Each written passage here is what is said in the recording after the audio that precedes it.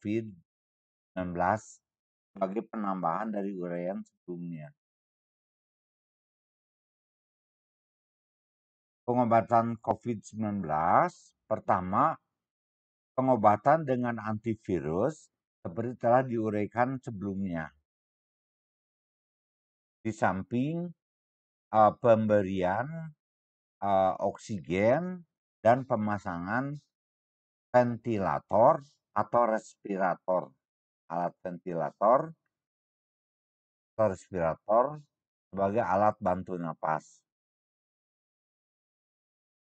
Kedua adalah pengobatan dengan antibiotik bila ada infeksi sekunder. Infeksi primer pada penderita COVID adalah ya infeksi dengan virus COVID. Bisa terjadi infeksi sekunder ya. Jadi kuman lain ikut menginfeksi paru, kuman atau bakteri. Diobati dengan pemberian antibiotik. Yang ketiga adalah pengobatan dengan plasma expander, yaitu pemberian plasma dari penderita yang pernah menderita COVID-19 yang telah sembuh. Jadi ada plasma daripada mantan penderita COVID-19 ini terdapat antibodi kekebalan terhadap coronavirus 19. Kemudian dijadikan donor ya, penderita yang telah sembuh dari COVID-19 itu menjadi donor plasma,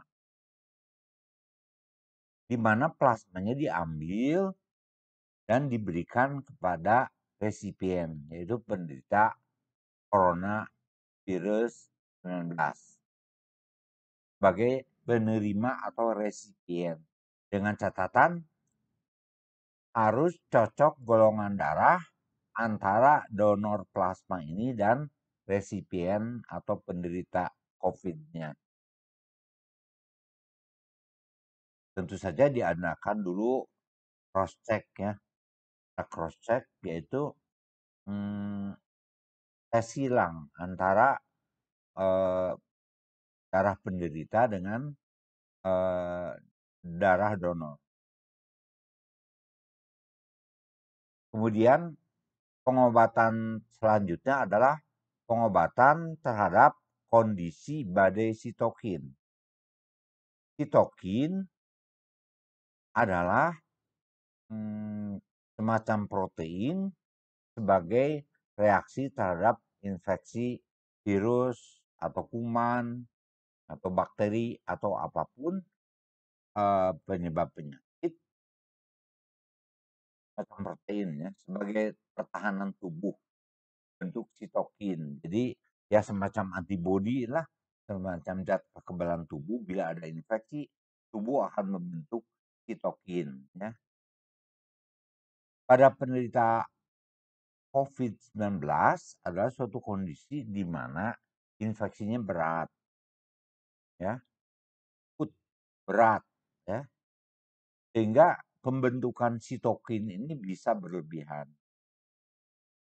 Kalau pembentukan sitokin ini berlebihan, maka terjadi badai sitokin.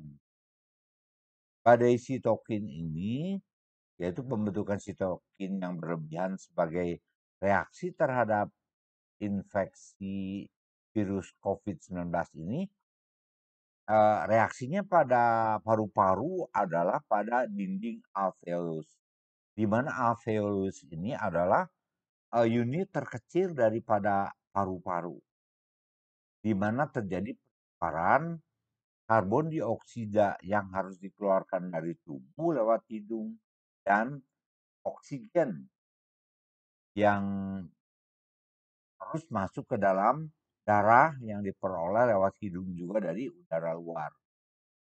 Nah, pertukaran karbon dioksida dan oksigen ini terganggu. Kenapa terganggu? Karena terjadi badai sitokin tadi yang menyebabkan juga penebalan atau reaksi inflamasi yang menyebabkan penebalan dinding alveolus yang luas pada paru-paru, sehingga kesulitan bernafas makin berat dan itu yang saja memerlukan ventilator ya. Nah, kondisi badai sitokin ini biasanya diatasi dengan pemberian obat antiinflamasi karena penebalan dinding alveolus untuk pertukaran oksigen dan karbon dioksida itu. Penebalan dinding alveolusnya disebabkan oleh terjadinya inflamasi atau peradangan. Maka obatnya adalah dengan memberikan antiinflamasi, yaitu dexamethasone. Ya. Jadi badai sitokin ini bisa diatasi dengan pemberian antiinflamasi dexamethasone sehingga uh, penebalan dinding parunya berkurang sehingga pertukaran CO2 dan oksigen menjadi lebih baik. Demikian sekedar tambahan mengenai sebagai revisi dari pengobatan COVID-19 sebelumnya. Terima kasih.